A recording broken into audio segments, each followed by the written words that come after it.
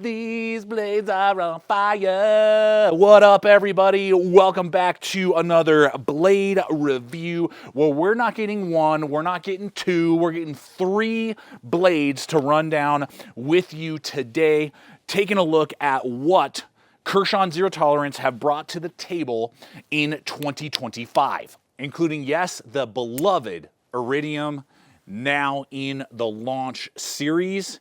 And I think you guys are going to be pretty stoked when you find out what blade steel and where this is being manufactured, along with an overbuilt automatic Zero Tolerance, the 0512, along with the Kershaw Kindred, which I don't think is the first push-button manual law Kershaw's ever done, but it's one of the very few. Now, there are no safe queens allowed here at the channel, so I've had these for a bit now, been able to carry them, use them extensively to really see what their capabilities and limitations are, so that I can share those with you, along with some competitive options and see how they stack up to brands like Benchmade and Civivi. And as always, Kershaw has not paid me or sponsored the content in this video in any way, shape, or form. They just emailed me a few weeks back, said, hey, we got some 2025 samples coming your way. I said, dope.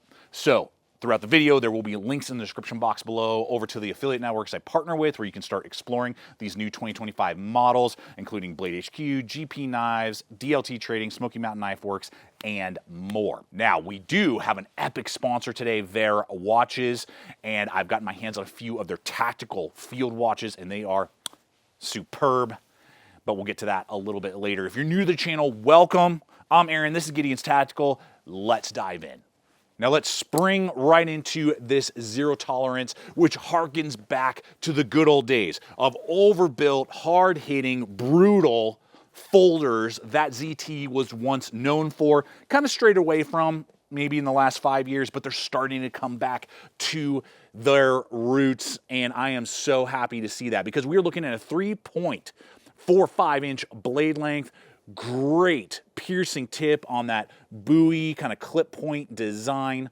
We have a stock thickness of 0.16, 530 seconds. It tapers pretty quick, and it's got a very high flat grind. So it's not going to slice like a full flat on, say, the Kindred that we're going to look at in a little bit, but it adds a level of durability that you don't always see, and is excellent to see on a knife like this. I'm actually gravitating lately to more overbuilt folders than slim, light duty blades. That's just me, that's my mileage.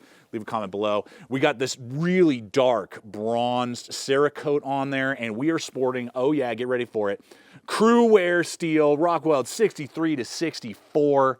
Let's go. One of my favorite steels. That is a hard-hitting steel. Excellent Rockwell. Really pleased with that. The blade performance, guys, is superb for a thicker, more heavy-hitting blade, especially even with carving. I was really surprised that it was able to do feather sticks, partly because of edge geometry. And I don't usually carry an automatic when I go outdoors, but I could totally see myself carrying this on a hiking trip, camping trip, and it do really, really well in that regard. Now, with any, heavy-hitting blade, we got the spring action. I don't know if they're carrying that over from the launch series or not, but it's really nice and snappy on that copper kind of collared button that depresses in, very easy to engage, easy to depress, but it doesn't go crazy protruding. But just a beautiful accent in tandem with the clothy. That is very clothy. That is not polished micarta right there. It looks like an old workman's jacket, or like a farmer, a ranch hand, somebody like that. And I love those colors. Really speaking to like hard use, it's not like slick titanium with carbon fiber and all those things. There's a place for that, but man, is it cool to see that in tandem with, on the other side, this titanium scale. So it's a titanium scale that is machined underneath the micarta, and then a full titanium scale on the other side that is also milled out, meaning that this is under 4.5 ounces. For a 3.25-inch blade, it's like 4.5 handle. Look at how big that is on my large size hands. Got enough real estate out the back there. Fills out the hand very nicely at 0.53 thickness. So light, but very durable with the titanium, and going to have some flow through construction, easy to, clean out, do whatever you need to. Another little copper accent right there. Beautiful, beautiful. So that you could throw a lanyard on that, if you wanted to do something like that. Now the pocket clip is a loop over deep ride with recessed screws excellent. This is the Bel Air pocket clip. Kershaw, listen to that video that I posted a while back 2 years ago where I said they need to start upgrading their pocket clips and just do the Bel Air across the board. We're seeing that on multiple blades now. It is excellent. I have zero complaints, and it is ambi. So you could swap that for you lefties as well. Great buried in tip and excellent recess right there. Just great action. Ergonomically, the scales are completely flat. That is the one thing. There's no contouring like on some others. I think it's the 5, whatever. I'll run in a photo. That has like, you know, kind of contoured handles. These are flat on either side. So for pocket knife, that's fine, but just kind of keep that in knowledge. And then we got a nice blocky set of jimping and a good cut in here. Not being ridiculously tactical, but giving me plenty of grip with the micarta, the jimp, and then the cut in right here. And yes, this is the sister knife to the 0004. And I'm working on it, guys. Video coming soon on that blade. So if you like that kind of idea and profile, this is like the pocket knife version of that. And if you want to go on a little adventure, go look up Revelation 5:12. That's a little shout out from the designer himself to you-know-who right up there. So go check that out if you'd like. Now, let's talk competitive options just really quick before we get to our next blade and the cost. So this comes right in between size range of the Benchmade Adamas. This is the full size, and the mini. Now, the nice thing about this is that where the mini has that back bird beak that caused some problems in my original review. I'll try and have the video popping up if you want to go check that one out. This has that, you know, sweeping back, so it fills out my hand with just enough real estate on the back end. So it sits right in between those two models, the mini and full-size Adamas. Cru-wear as well. The auto mini Adamas goes for $330. This is going to be $300. So actually, on average, you know, street prices vary a little bit, but ballpark should be about $300. So this is actually going to be a little bit cheaper than the mini Adamas, and quite a bit cheaper than the automatic version. I'm talking about autos. The automatic version of the full size, which is $400. So now I would love to see a manual version of this knife in the near future with, say, some sort of Duralock option. You know, thankfully I'm blessed to live in a state where I can, you know, have an automatic, but I know that that's a pretty narrow swath of the knife community. So got the automatic version. If we can get a manual in the near future, I think that this would be a fiery competitor to the mini and full-size Adamas series from Benchmade. And speaking of fires, I want every single one of you who have either been directly or indirectly affected by the LA fires that are raging right now. If you're a first responder, thank you. Stay safe. If you are someone who has been swept up in the tragedy, either friends, family, or yourself, and you've lost property, livelihood, businesses, homes, we are praying for you. I believe that God is going to restore what the enemy has tried to steal from your life. Stay encouraged.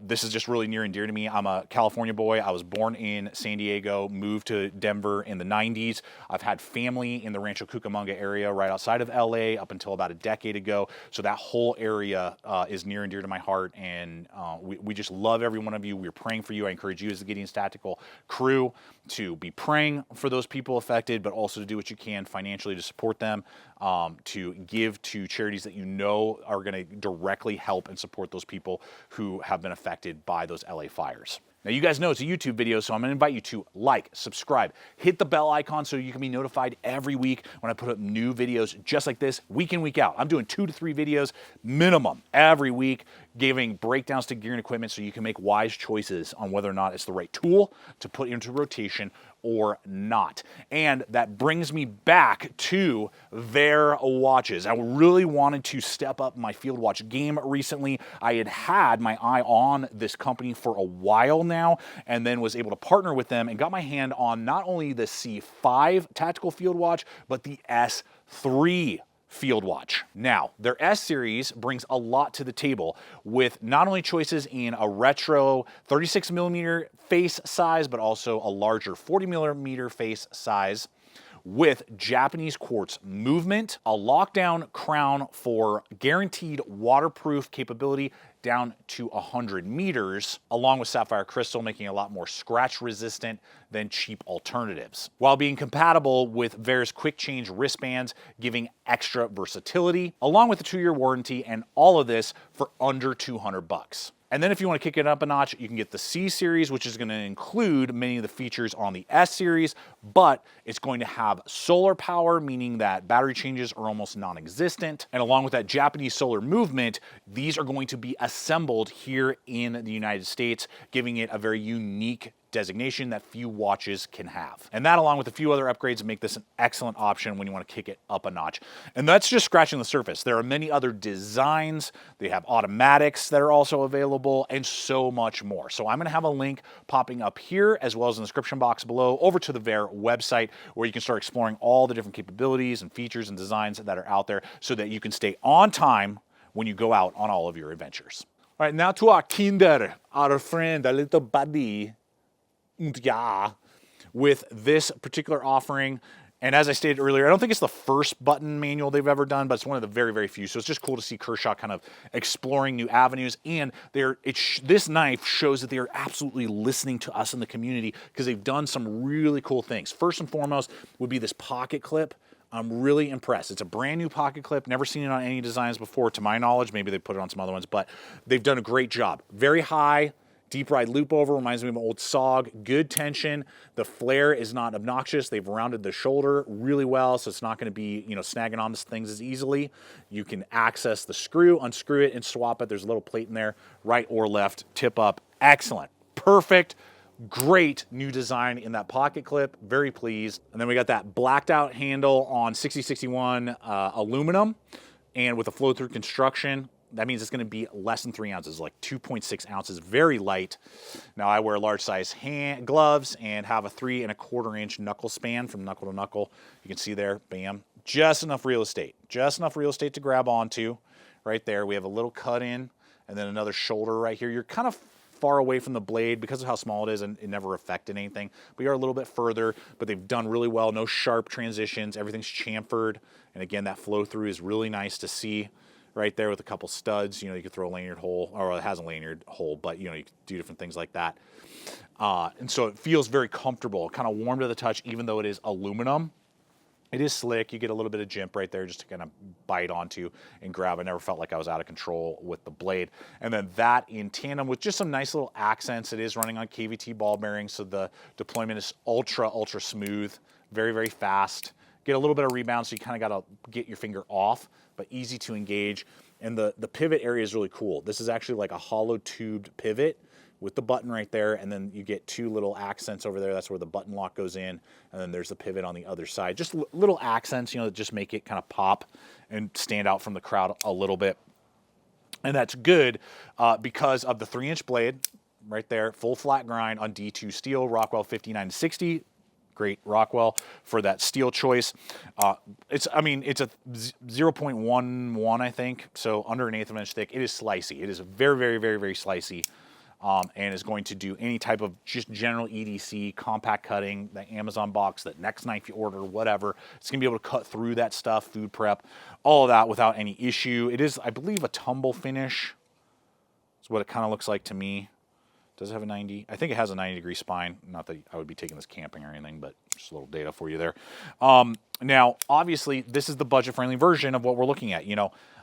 And what I found was after all of the use, I got a little burr. You probably can't see it on the screen, but I noticed it after all of the use. Whereas the cru-wear and potentially the steel that is on the launch Iridium, they're more premium, I'll tell you that, for sure. And so, you just don't have to resharpen as much. If you are going to have to resharpen, a great option is the SHARPAL sharpener. It's compact. The sharpening rods go in the handle. You take them off, screw them on. You get ceramic, diamond, and leather strops. That is an excellent, and 10 passes on the diamond, and then ceramic, and then strop, and I was good to go and back to factory perfection. But you're just not going to get quite the wear resistance that you would expect out of cru-wear and potentially our next blade steel. So just something to kind of leave a comment. Do you not mind that? And I know part of that's value at like $55 is what these tend to go for, or less, 55 or less. Not all of us can afford cru-wear and premium steels, but you won't have to resharpen as often. And where do you sit with all that? I'll have a link for that little guy popping up if you're interested, that SHARPAL. But quick alternative, the Civivi Elementum. Now, to get the button lock version, you're going to pay $65, so about $10 more. Does have Nitro V, which I do prefer over D2, so you're going to pay for it. About the same distance away. You won't be able to swap for ambidextrous carry on the pocket clip, and I do not like the pocket clip on the Civivi anywhere near as much as the Kershaw. Kershaw's pocket clip is way better, but very similar, performance. They're both going to be on ball bearings. One has a flipper, one has thumb studs. But just want to run that in, that's kind of where that's competing. The Kershaw next to the Elementum. The Elementum, not a bad knife at all. Great knife. But this is a kind of, I would say, even more like gentleman, a little bit sleeker, a little bit cooler. And the Civivi comes off as a little bit more generic. Now, when the original Iridium hit the scene, man, did it take the EDC world by storm. Leave a comment below if you own one of the originals or if you've picked up one of the many limited editions that they have done in recent years, and then they did the reverse Tanto version that's now available. And there's a reason for that. I mean, the crossbar Duralock, the excellent size, it feels premium, but you're paying like $65 for it. The aluminum, reversible deep ride pocket clip, lots to like with this design, but not perfect. And, I didn't really like the original pocket clip on there. It's pretty sharp, abrupt flare.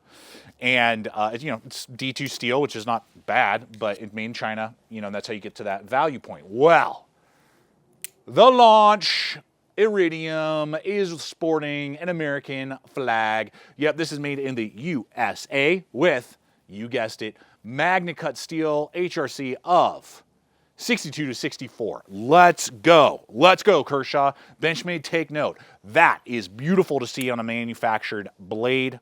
Super happy with those specs. And they've done some little tweaking that I'm really pleased with. First and foremost, again, Bel Air pocket clip. So it's very minute. Really the only difference is that the shoulder right here on the lip is more gradual. It's not as abrupt. And the degree in which it flares out is probably like 1 or 2 degrees lower, but it's enough to not be as sharp and bitey on your hand. Now the dimensions are identical to the original Duralock version of the Iridium. So if you own one of those and you're thinking about one of these, I mean, there's no difference there. There are 2 other little minute things that they have done in that they have changed the jimping, which I'm really pleased with. It's a longer set of jimping, just looks better. It's not as sharp and gives you a little more traction. It's more traction based, but not as sharp.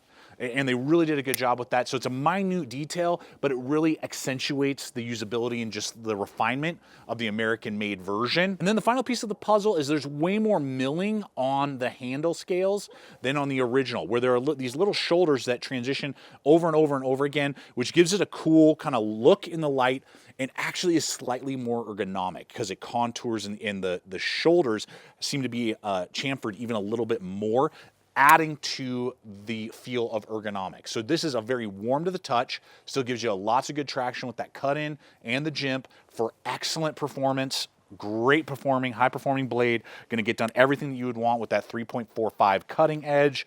So good to see those sizes. A lot of knife companies lately have been really shrinking down a lot of their models, so this is just such a perfect model design. Now, one thing that I noticed that I was kind of like, is that on the original, they actually have cut-ins for where the pocket clip goes. They did not do that, so it just rests. So, I mean, it hasn't shifted in the time that I've owned it, but, I liked seeing those little shoulders, so it would have been cool to have maybe, like, continued that thought and maybe had a plate instead just to give it, like, a flow-through. It doesn't affect the functionality in any way. It's just a little data point right there.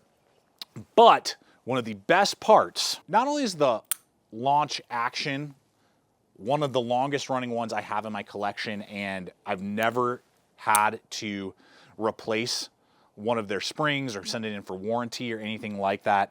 And I have had to do that with a couple other manufacturers, including like my Gerber, what was it? I think it was my 06 or maybe it was my downrange. The spring just got like weak over time. That I've had for over, I think, 5 years. That was one of the original launch series that ever came out, and it still fires like new. So you're gonna get excellent speed and just longevity in my experience with the action on one of their autos. But with this Magna Cut steel and an automatic, we're looking at between 165 and 170, depending on where you go. GP Knives or Blade HQ seem to have the best value right now that you can go check out. But that is insane. For Magna Cut, American made, and an automatic to get well under $200 just proves that it is possible and that Kershaw brings some of the best value to materials that we've been able to find in years. And honestly, on this one, the only critique I have, would love to see this exact model with a Duralock. USA made, all these little upgrades and feature things, Magna Cut steel. Give it to us with a Duralock at some point, Kershaw, and I don't think you're going to be able to keep them in stock, honestly. I don't think so. So, guys, that's the rundown that currently is available. There are several others that they have also dropped that I'm going to be getting my hands on, including another manual version. They have a different version, I believe, of the Livewire that just dropped, and a few other models as well. All those, again, will be included in the description box below with those links. Leave a comment on which of these three really speaks to you that you think that you might want to put in your own rotation, or do none of them. You're just like, dude, none of those make any sense to me. Love to know. Appreciate you guys hanging with me. Check out the other videos. Subscribe if you haven't. And until next time, always remember to stay equipped, stay prepared, and I'll see you out there.